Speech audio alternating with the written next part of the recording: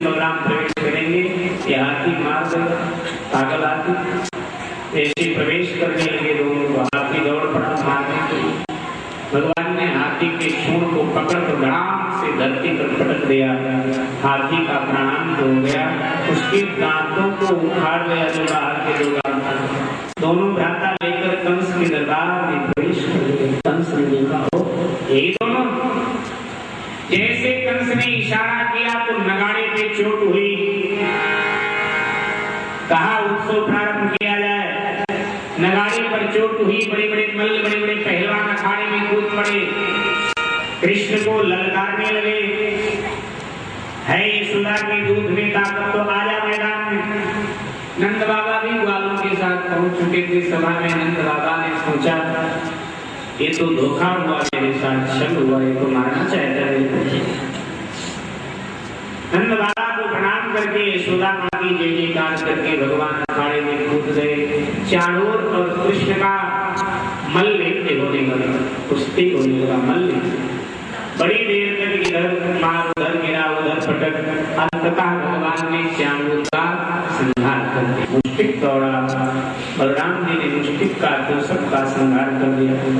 कंस ने सेना को आदेश दिया, ये ब्रज के ग्वाले क्षत्रियों की सभा में आकर के और आतंक मचा रहे हैं, इन्हें नष्ट करो।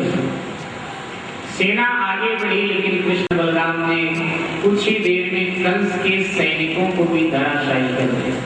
कंस भयभीत हुआ, लगता है मेरा काल आ गया। रास्ता ही देख रहा था, कोई राह मिले तो मैं भागूं यहाँ से। इतने में भगवान उछल कर सिंहासन पर पहुंच गए। कंस के केशों को पकड़कर धड़ाम से धरती पर पटक दिया। कंस के सीने पे अपना पांव रख दिया और कहा मुझे जी भर के देख। जैसे मैंने तेरे केशों को पकड़कर तुझे धरती पर पटक दिया है, ऐसे एक दिन हमारी माँ देवकी को भी तूने धरती पर पटक दिया था। उसके पांव पर तो उसके सीने पर तूने अपना पांव रखा, मैं उसी का आत्मा पुत्र। ये कहकर मुष्टि प्रहार करके कंस का प्राण कर दिया। बाकी जो थे वो सब कृष्ण के अधीनस्थ हो गए। वसुदेव देवकी को जाकर के भगवान ने बंधन से मुक्त किया। अपने खोए पुत्रों को प्राप्त करके, कृष्ण बलराम को प्राप्त करके देवकी वसुदेव आनंदित हो रहे, हर साथ प्रेम में मग्न हो रहे। हाँ, देवकी माँ एक बात सोचती है तो आंसू आ जाता है।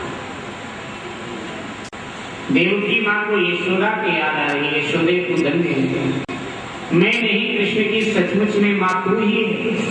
तूने मेरे कृष्ण को पाल पोस कर मुझे दे दिया, लेकिन हाय मैं तेरी बेटी तुझे वापस नहीं करती।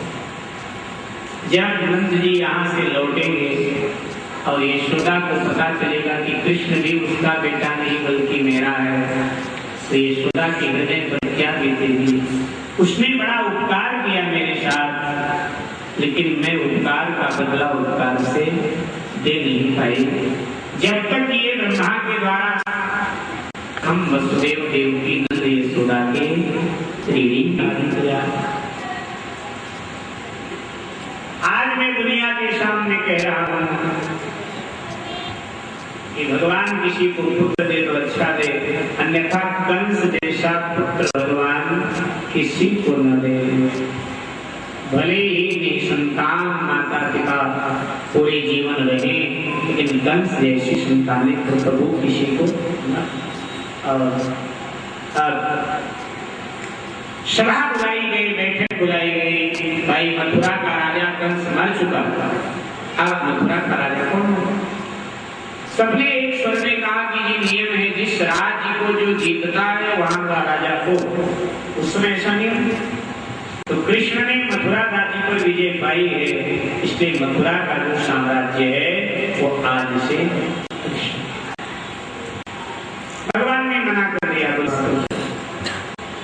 रामावतार में भी लंका भगवान ने जीती, लेकिन लिया नहीं। रावण के परिवार का है विभीषण, उसका भाई, उसको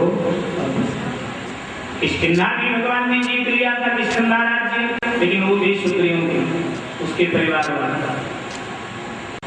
भगवान कृष्ण ने कहा कि नहीं, ये राज्य नाना उग्रसेन का था, उनसे उनके बेटे ने छीन लिया था, अनाचारी था इसलिए मारा गया। अब ये राज्य नाना जी को दे। और फिर तो मथुरा के सिंहासन पर उग्रसेन महाराज का राज्याभिषेक हुआ है। सभी मंगल गान गाने लगे। आइए मंगल गान। सोहा